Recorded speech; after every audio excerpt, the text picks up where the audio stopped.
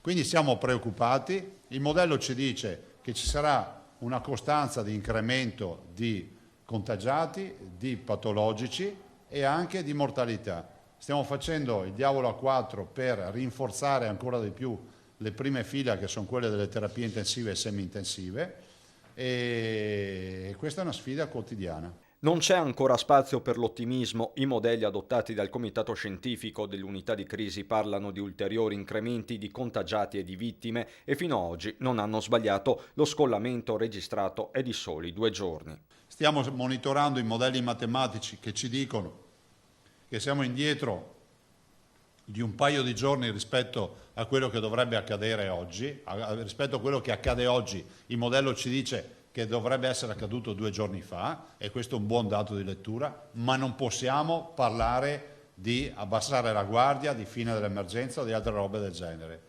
E se il trend non mente, quella delle forniture continua a essere inevitabilmente una corsa contro il tempo. Arrivati i 50 ventilatori dalla Svizzera, si aspettano quelli che dovrebbero giungere dalla Protezione Civile Nazionale. C'è poi il capitolo mascherine per gli operatori sanitari. Se quelle chirurgiche, dice Zaia, finalmente ci sono, si resta in attesa di quelle per le terapie intensive. Sul fronte mascherine da terapia intensiva, sto parlando delle P2 e delle P3, l'emergenza si chiude tra questo fine settimana e l'inizio della prossima. Siamo riusciti ad acquistare un carico di 2 milioni di mascherine P3, che è come aver scoperto un giacimento con una pepita d'oro che non finisce più. Sul fronte degli spostamenti invece si stanno valutando delle deroghe come per i soggetti autistici. Io ho messo il limite ai 200 metri e ci sta, e lo confermo, da casa, no? Però sto anche valutando, ci sono delle casistiche, mi chiamano molti genitori che hanno figli autistici, che hanno la necessità di far tanta strada a questi ragazzi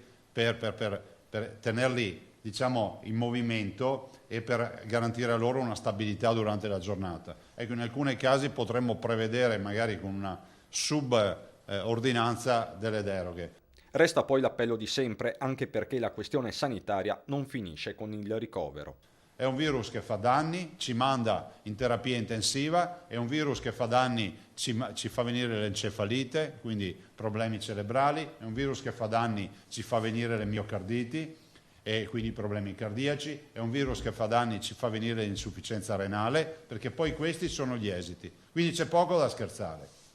Qualcuno dice, ma Zaia dovrebbe dire anche cose positive. Le cose positive ve le dico quando è ora di dirle, le cose positive. In questa fase la cosa positiva che vi dico è restare a casa.